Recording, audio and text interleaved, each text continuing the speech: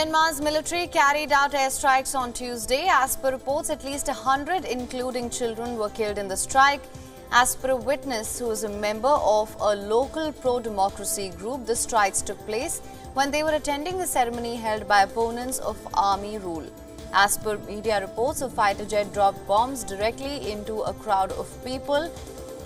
The witness said that Myanmar's military has been increasingly using airstrikes to counter widespread armed struggle against its rule.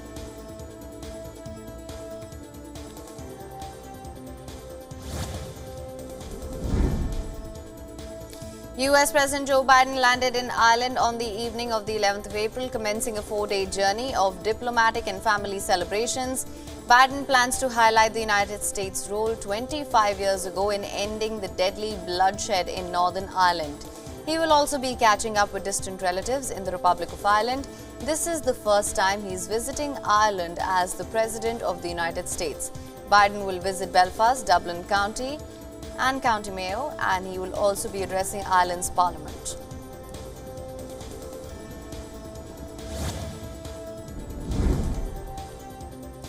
US Defense Secretary Lloyd Austin said that the Pentagon will investigate the recent leak of classified documents until its source was found. Austin is the first senior US official to comment on the leak. He said that the Pentagon was aware that the documents had been posted on the 28th of February and also on the 1st of March. However, he said that they were not sure if there were other documents that had been shared online before. The US Department of Justice has opened a criminal investigation into the disclosure of the documents.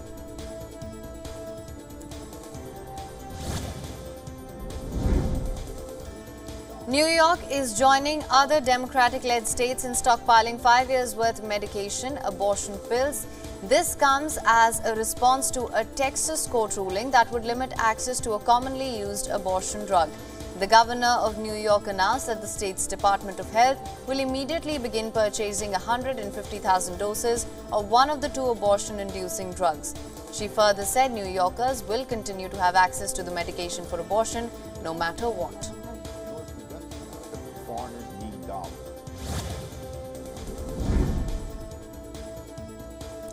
US President Joe Biden criticized the ruling by a Texas judge to suspend a key abortion drug, calling the decision completely out of bounds.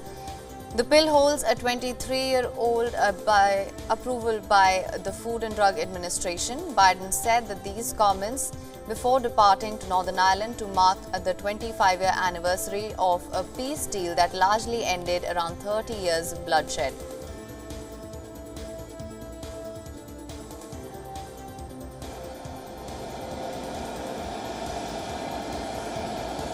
The US government has appealed the decision, stating that the latest ruling endangered women's health by blocking access to the pill, long deemed safe.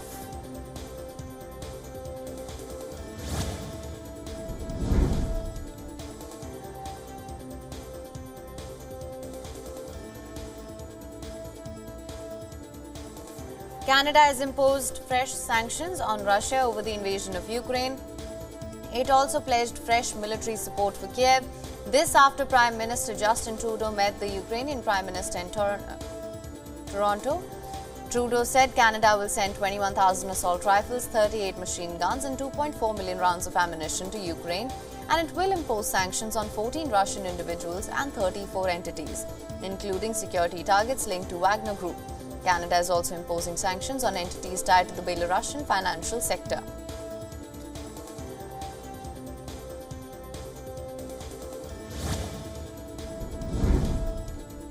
On the 11th of April, Chile's Congress on Tuesday passed a bill to gradually cut the work week from 45 hours to 40 hours. The bill had overwhelming support, with 127 in favor and 14 against it. This comes as a victory for President Gabriel Boric, who popularly has been declining since he came to power last year.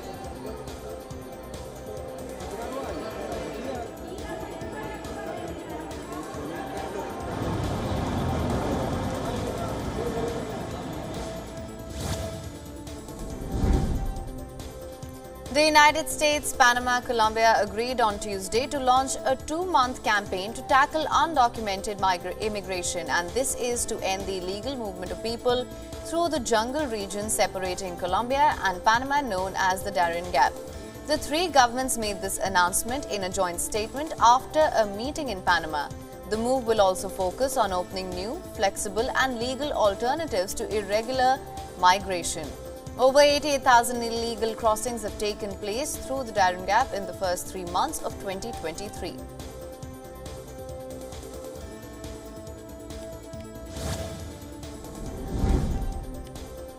French President Emmanuel Macron is visiting the Netherlands. He was interrupted by protesters while giving a speech. The protesters started objecting at the beginning of a speech by Emmanuel Macron in Hague.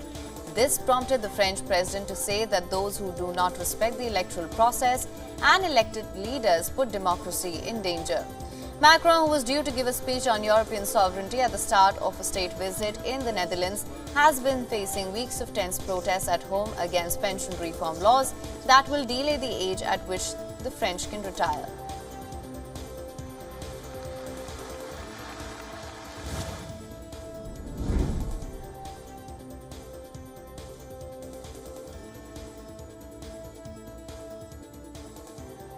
President Sergio Mattarella joined the family and relatives of an Italian tourist who was killed in Israel. The coffin with the remains arrived in Italy at Rome's Ciampino airport in Rome on Tuesday. Alessandro Perini was killed on Friday in Tel Aviv's Israel commercial hub during an attack which Israeli officials say was carried out by Palestinian assailants. Israeli authorities said 5 other Italian and British citizens were wounded when a car rammed into a group of terrorists in Tel Aviv. Italian authorities, they've opened an official investigation into his death.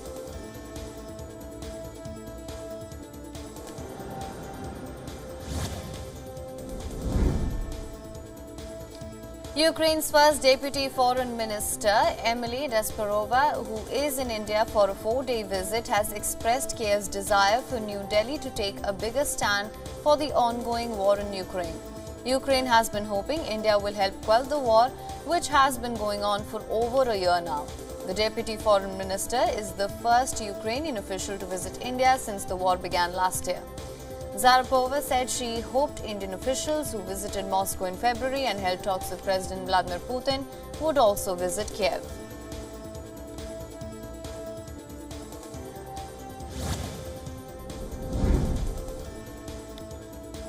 Ukraine's energy minister said Kiev has resumed electricity exports to Europe. The exports were halted in October after Russia began launching regular missile and drone attacks at critical energy infrastructure. The strikes caused sweeping power outages for civilians and industries, forcing workers to work overtime to try to repair the grid. The European Union is Ukraine's main export market for energy.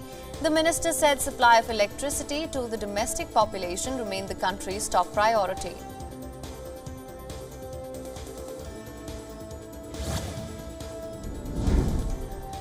Armored vehicles, fire and destruction. These are the scenes from Ukraine's eastern frontline city, Chasiv.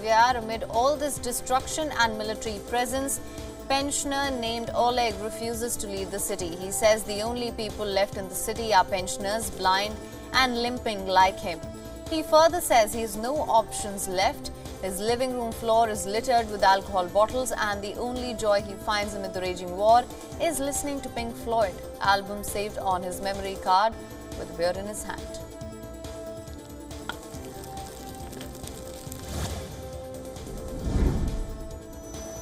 UN Secretary General Antonio Guterres called for massive international assistance for Somalia. Somalia is facing a humanitarian crisis due to the drawn-out armed conflict.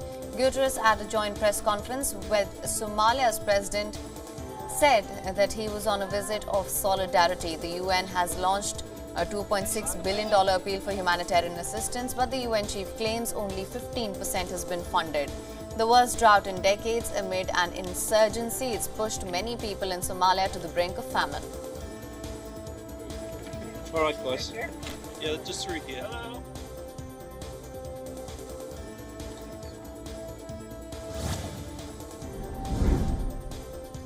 Israel's Defense Minister Yoav Gallant confirmed 2 Palestinian gunmen by Israeli forces.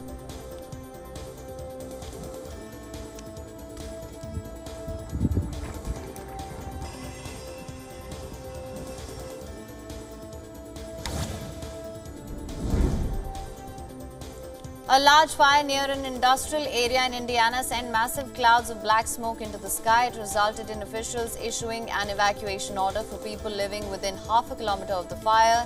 The state police said that the incident occurred at a factory which has been closed since 2009. The fire took place in Richmond in Wayne County, and the mayor Dave Snow described it as a serious large-scale fire.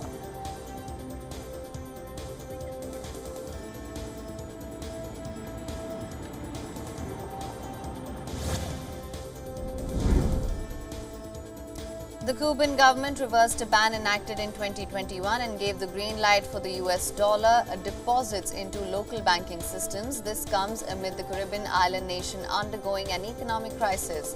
The central bank said that the step was advisable given Cuba's current economic situation. Foreign currency is slowly beginning to trickle into Cuba as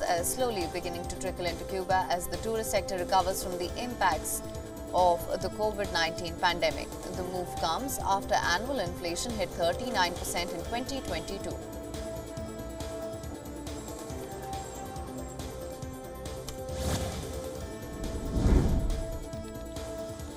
Switzerland's upper house of parliament voted to approve 109 billion Swiss francs in financial guarantees to rescue Credit Suisse. 29 of Switzerland's 46-member Council of States approved this measure.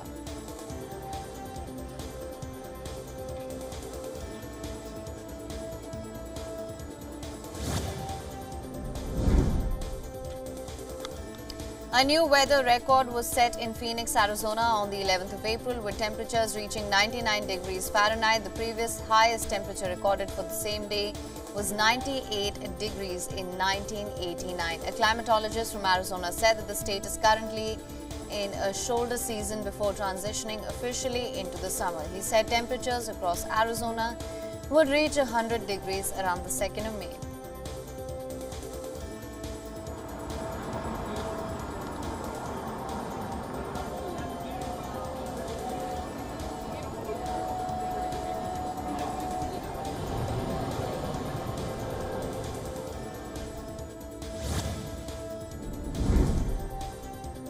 Dozens of dead stingrays washed up on a beach in Brazil's Rio de Janeiro. This has sparked confusion and concern among the localities who first reported the sightings on a Tuesday, the 11th of April.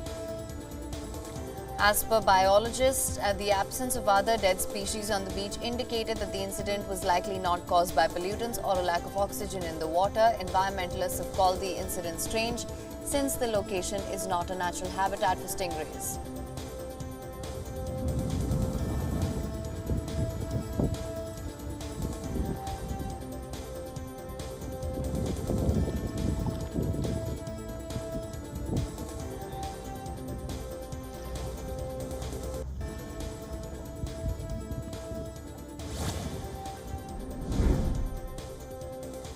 NASA plans to send astronauts to Mars sometimes in 2030, but before that, they will observe the effects of a 4-person crew staying in a simulated Mars habitat for about 1 year.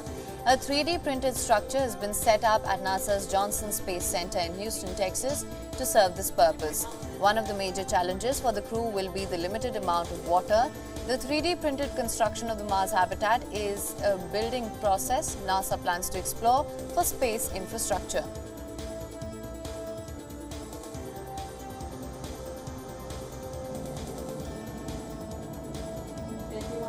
Medical bay.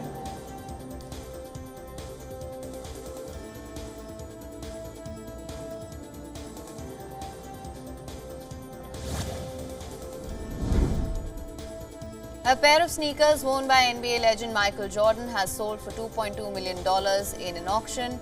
This has set the record price at auction for game-worn sports footwear. The sneakers in question are the Red Air Jordan 13s. Michael Jordan wore them during Game 2 of the 1998 NBA Finals, in which he won his 6th and last NBA title championship.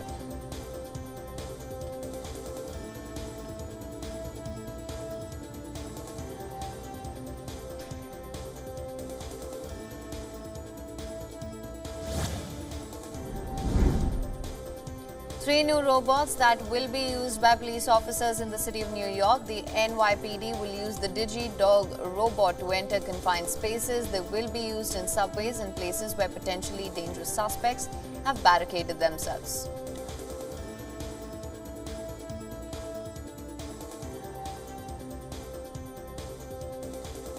WION is now available in your country. Download the app now. Get all the news on the move.